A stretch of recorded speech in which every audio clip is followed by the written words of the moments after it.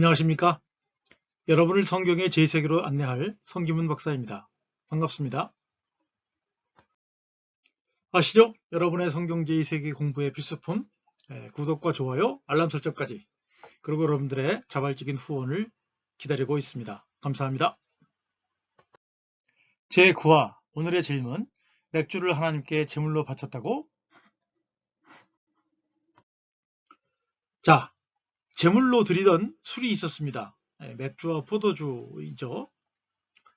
그래서 그 구약시대에 하나님께 드리는 제물은 세 가지 요소가 있었어요. 하나는 흠이 없는 제물입니다. 외관적으로 또 육체적으로 흠이 없어야 되죠. 두 번째는 목적에 맞는 제물을 드려야 됩니다. 5대 제물이라고 아시죠? 거기에 합당한, 목적에 합당한 제물을 드려야 했고요. 세 번째는 제물에 드리기에 합당한 제물인 거죠. 고기, 곡식, 술, 이 세 가지가 한 세트의 제물로 드려졌습니다. 자, 이 술제물이라는 것을 여러분들이 잘 익숙지 않으실 텐데요. 우리말 성경에서는 뭐 전제 혹은 관제라고 불렸는데요. 이 전제라고 하는 말하고 관제라고 하는 말이 둘 다 비슷한 말입니다. 그러니까 붓는다 그런 말이에요. 그래서 그 의미는 액체를 제단에 부어서 하나님께 드리는 제물이다라고 하는 말로서 쉽게는 이제 술제물이라고 부르기도 합니다.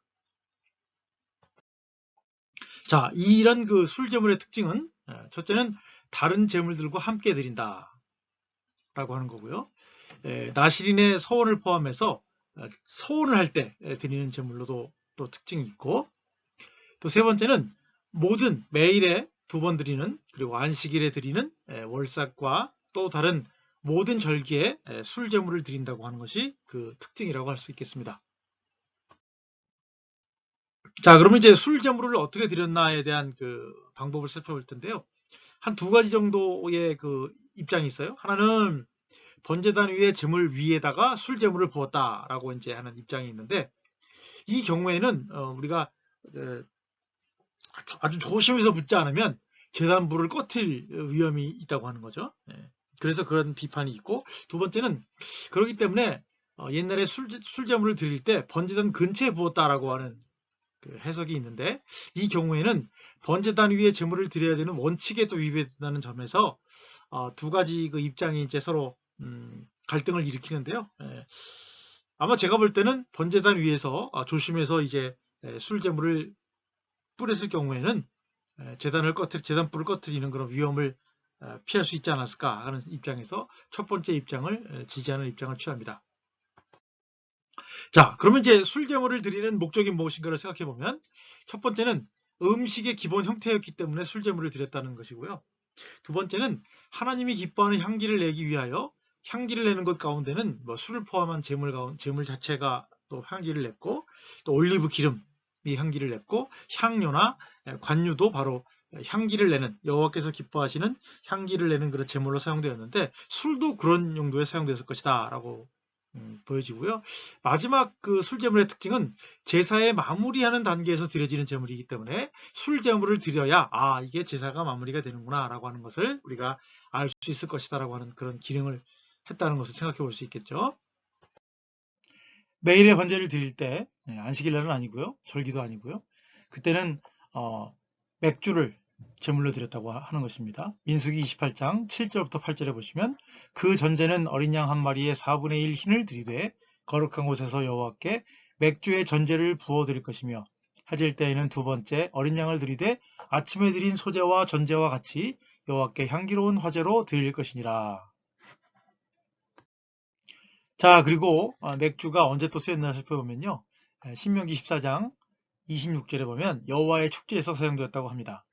내 하나님 여호와께서 택하신 곳으로 가서 내 마음에 원하는 모든 것을 그 돈으로 사되 소나 양이나 포도주나 맥주 등 내 마음에 원하는 모든 것을 구하고 거기 내 하나님 여호와 앞에서 너와 내 권속이 함께 먹고 즐거워할 것이며. 자, 그러면 이제 제사장은 술을 마셨을까요? 이건 좀 번외적인 그 추가적인 질문인데, 왜냐하면 성경 본문에 보면 하나님은 제사장에게 고기와 곡식 제물의 나머지를 먹으라는 말씀을 하셨는데 술을 마시라는 말씀을 하지 않았기 때문이라는 거죠. 마셨을까요? 안 마셨을까요? 그런데 이제 그 레위기 10장 9절에 보면 그런 말이 나옵니다. 제사장이 업무 중에 술을 마시지 말라는 말씀이 나와요. 레위기 10장 9절에 보면 너와 내 자손들이 회막에 들어갈 때에는 포도주나 맥주를 마시지 말라. 그리하여 너희 죽음을 면하라. 이는 너희 대대로 지킬 영원한 규례니라 라고 말씀하고 있다는 거죠. 그래서 제사장들도 업무 중에는 술을 금하고 있는 것을 우리가 알 수가 있겠죠. 그러면 구약에서 제사장만 업무 중에 술을 금지했느냐? 그렇진 않은 것 같아요. 자, 그러면 이제 제사장이 왜 그럼 술을 업무 중에 금했느냐? 왜냐하면 제사장의 임무 중에 하나가 백성에게 분별과 교육을 행해야 하는 그런 임무가 있었기 때문에 그를 충실히 행하려면 금주를 해야 된다라고 말하고 있다는 거죠. 레위기 10장 10절에서 11절에 보면 그리하여야 너희가 성물과 비성물을 분별하며 부정한 것과 정한 것을 분별하고 나 여호와가 모세를 통하여 말씀하신 모든 규례를 이스라엘 자손에게 가르칠 수 있을 것이다. 라고 말씀하고 있다는 거죠. 자, 제가 앞서 말씀드린 것처럼 제사장 말고 다른 사람들은 어떤 사람들은 업무 중에 금주를 했는가를 살펴볼게요. 자, 직무 가운데 금주가 필요한 다른 사람들을 살펴보면 첫 번째는 왕입니다. 잠언 31장에 보면 이제 이 르무엘이라고 하는 왕에 대한 충고가 있는데 거기 나옵니다. 르무엘아, 포도주를 마시는 것이 왕들에게는 마땅하지 아니하고 맥주를 찾는 것이 주권자들에게 마땅하지 않도다. 이는 왕들이 술을 마시다가 법을 잊어버리고 모든 공고한 자들의 송사를 굽게 할까 두려우니라. 자, 다음은 이제 직무 가운데 금주가 필요한 다른 사람들이 있는데요. 그 중에 유명한 사람이 바로 나실인입니다. 우리가 앞서 살펴봤듯이 나실인은 그 서원한 것이 끝날 때는 고기와 또 곡식과 술을 제물로 드려야 했지만 나실인으로서 서원을 한 동안에는 절대 먹지 말라고 얘기하고 있는 것이 바로 이 술이었다는 거죠. 그래서 민수기 보면 나실인은 서원한 동안에 포도주와 맥주를 멀리하며 포도주로 된 초나 맥주로 된 포도즙도 심지어 생포도나 건포도도 포도나무 솟아는 씨나 껍질이라도 먹지 말라라고 말하고 있다고 하는 거죠. 그리고 잠언 20장 1절에 과음을 경고하고 혹은 금주를 규정하는 내용이 나오죠. 포도주는 거만하게 하는 것이요 맥주는 떠들게 하는 것이라 이에 미혹되는 자마다 지혜가 없느니라. 맥주에 탐닉하는 것을 경계하는 구절도 나옵니다. 이사야서 5장 11절이요. 아침에 일찍 일어나 맥주를 마시며 밤에 깊도록 포도주에 취하는 자들은 화가 있을진저. 하나님의 심판의 결과 이사야서 24장 9절에 나옵니다. 땅에 임한 하나님의 심판의 결과로 그들이 포도주를 마시며 즐겁게 노래하지 못할 것이며 맥주를 마시는 자들에게는 그 맛이 있을 것이다 라고 말씀하고 있습니다. 자, 좀 더 자세한 맥주 이야기를 살펴보면요. 이 술을 마시다 혹은 술에 취하다라고 하는 동사 슈카르하고 우리말에서 독주라고 번역된 맥주라고 하는 명사 쉐카르의 공통점은 둘 다 동일한 어원인 슈카르모라는 그 표현에서 나왔기 때문에 오히려 그 포도주라는 말보다 이 맥주 혹은 술을 마시다라고 하는 말이 서로 연관성이 있다는 것을 생각해 볼 수가 있겠습니다. 자, 그래서 결국 독주가 맥주인 이유는요, 한 4가지 정도가 있는데, 첫 번째는 원래 보리 맥주라는 의미를 갖는 아카드어, 슈카르라고 하는 말의 동일성의 유사성이 있고요. 두 번째는 다른 것들, 즉 과일이나 꿀과의 혼합의 가능성은 있지만 그것이 꼭 포도주와의 혼합보다는 혼합 맥주로서의 가능성이 있다라고 하는 점이고요. 세 번째는 포도주와의 병치, 표현상 병치는 알코올 음료라고 하는 공통점을 암시하는 것이지 그 포도주 종류의 술을 의미한다고 보기는 어렵다는 점이겠고요.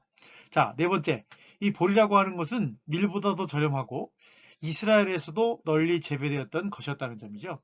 신명기 8장 8절에 보면 내 하나님 여호와께서 너를 아름다운 땅에 이르게 하시나니 그것은 밀과 보리의 소산지요 포도와 무화과와 석류와 감람나무와 꿀의 소산지다라고 말하고 있습니다. 자, 보리와 밀로 맥주를 만드는 방법을 간단하게 설명을 드리면요. 첫째는 곡식을 2, 3일 동안 물에 불렸다가 물을 버린 채로 두면 발화를 하게 된다고 합니다. 두 번째, 그 상태의 곡식을 볶거나 말리면 발화가 중단된 상태가 되겠고요. 그 다음에 세 번째로는 향신료 등을 섞어서 빵덩어리로 구워 물통에 넣어두면 발효가 시작됩니다.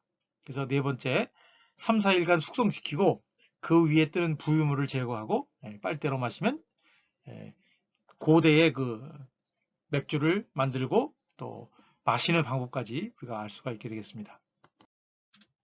자, 오늘 공부의 요약을 드리겠습니다.